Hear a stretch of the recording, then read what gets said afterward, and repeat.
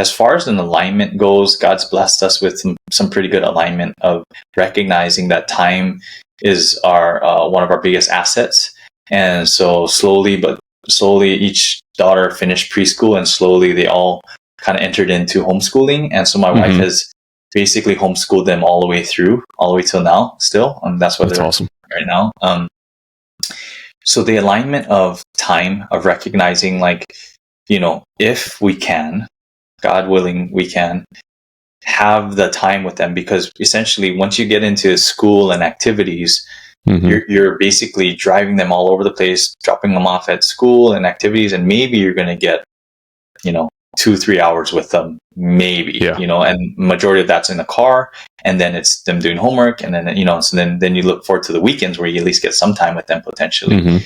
And now we realize that, cumulatively over the last 10 plus years, the amount of time that we were able to recapture by homeschooling is incredible, because one, we're with them and I'm able to work from home, do different things.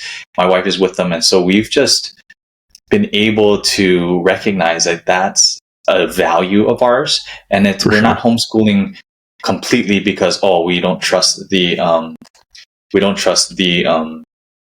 school system or whatever. It's that time. Like, we're only going to have so much time, and then eventually they're going to go. So that alignment has been huge. And just being, I'm super grateful, because anytime I share that with even my guys, my entrepreneur friends, they're all like, man, I wish my wife could do that, because, it's really hard to do, because my wife has to, play the line of teacher and then mom, right? And there's both, and that's actually two hats. It's not the one and the same. So to be able to navigate that is very tricky, because I'm sure, and it does, there are some crossing. I'm sure at times it feels like, you're being a mom to me, why aren't you being my teacher? And then like vice versa, you're being my teacher and mom. So, but I think that's been a huge blessing, and I'm super blessed to have a wife that is willing to sacrifice, doing some of the things in the workforce, and even the notoriety, or people, who cares what people look at things differently, like, you're not working, you're not working. No, she's working. No, very much so. One of the most important jobs. Yes. Yeah. So that kind of stuff has been huge, because that's my heart. My heart would be to give them the best opportunity to be raised in an environment that they can grasp the things that are most important, and not that school doesn't, but school doesn't. School doesn't always give you the opportunity to grasp the things that matter, So tell me about your transition, and it's going to tie back into the homeschool and whatnot, but tell me about your transition from being a pastor to running businesses and stuff. And are you still obviously you're still involved in the church, but are you still involved to that level at all? Yeah, it's been a journey. So I was at the church. I was working at a church for 2 years, and after the 2 years of, the funny thing is, looking back now, they were looking for entrepreneurial people to build ministries, and I didn't know how. I was always like a youth leader that, I could do things, but I didn't know how to build a ministry. And so I kind of feel like I felt like I failed, like, man, I failed. Like, I couldn't build a college ministry. And we basically got to a place where both the pastor and I realized maybe this isn't working out how we thought it would. And so we agreed to, part ways. And then at that point, I didn't know what I was going to do. So I started working at a restaurant just to make some money. And then I was teaching at a private school, substitute teaching, Christian ed stuff. And, but when at that point I was married, we were already married. And looking forward, I was like, well, we want to start a family. And the restaurant lifestyle is not conducive to that, where I'm getting off work at 11, 12 o'clock. And, so what am I going to do? And I had a friend who had done Bible studies with, who was in the merchant service, credit card processing world. And he had his own kind of it was his business. He was a 1099. And he was like, hey, I'm starting a team. I think you would be great. And I was like, I don't know business. I thought I was going to be a pastor. I went to school to be a pastor. but I was at a point, I was hungry, I was young, I was going to start a family. I was like, I'll learn this so I just jumped in and I started. The restaurant was closing, and then they fired everyone, and they said, everyone come back and reapply. And I was like, nope, I'm not reapplying. They're like, you got to reapply. I'm like, nope, I'm done. And so I jumped and I did that. And I was able to, by God's grace, build a pretty decent sales career with that company. Nice. And then through that, because it was an outside sales position, I had a fair amount of flexibility as the years went by. As I became more proficient at sales and getting my numbers, I would have more time. So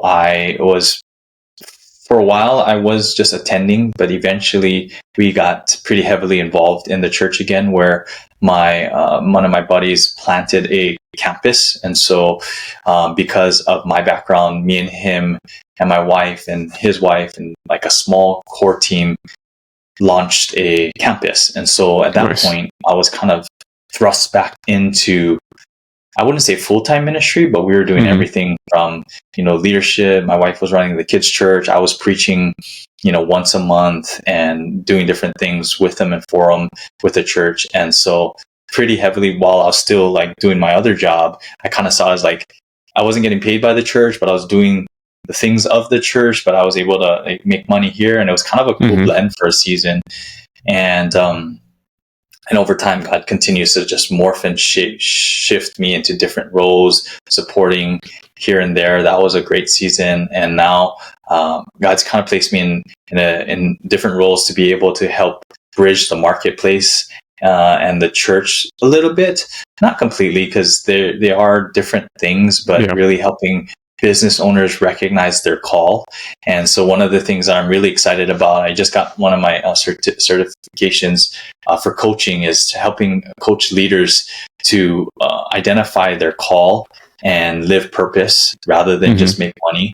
And so I'm going to be, looking to coach more people along those lines, is like, hey, you can be making fill in the blank, however much money, but is your life fulfilling? Like, do you feel like your life is purposeful in the things that mean and matter to yourself and to God? Because if not, we all know the saying, you can gain the whole world but lose your soul. Like, what profit is that? What does it do? So I really want to help leaders, primarily entrepreneurs, or people who are like really driven and focused, but are they also like living purpose and fulfilling lives, or are they just making money? And it's like, right?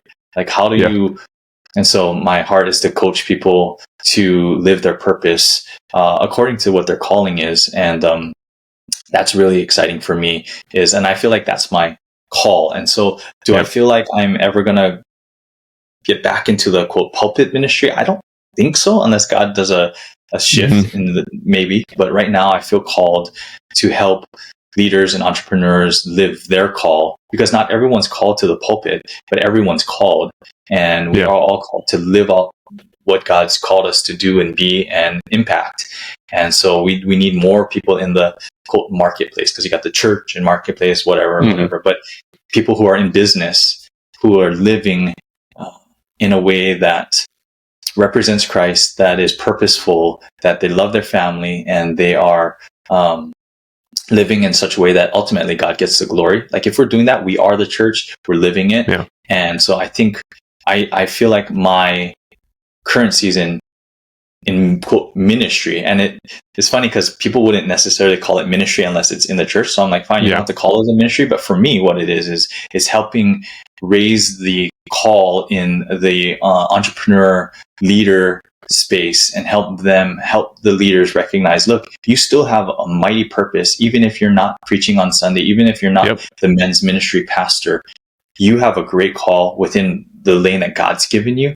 And I want to help that come alive and coach you along the way to like live that purpose and really fulfill it. Because I believe God's equipped everyone uniquely, and not everyone's called to the pulpit ministry, but everyone's called to, glorify him and make him big. And so, that's kind of my heart in terms of like how I've morphed from, I thought I was going to be in pulpit ministry for the rest of my life. And God kind of shifted me into the business world. And then likewise, helping other business people recognize, look, you're still equally as important to the kingdom.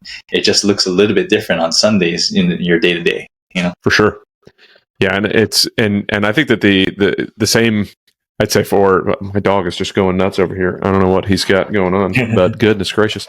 But with our families, with our businesses, with our lives as a whole, like knowing that we're driving in the correct way with the right purpose, with the right focus on where God has us to be, I think is extremely important, because there's so much emptiness in the world that why add to it? Why be empty yourself? Be focused on where you're supposed to be and what you're supposed to be doing. I think is extremely important for all of us to pay attention to. So I love what you're doing there.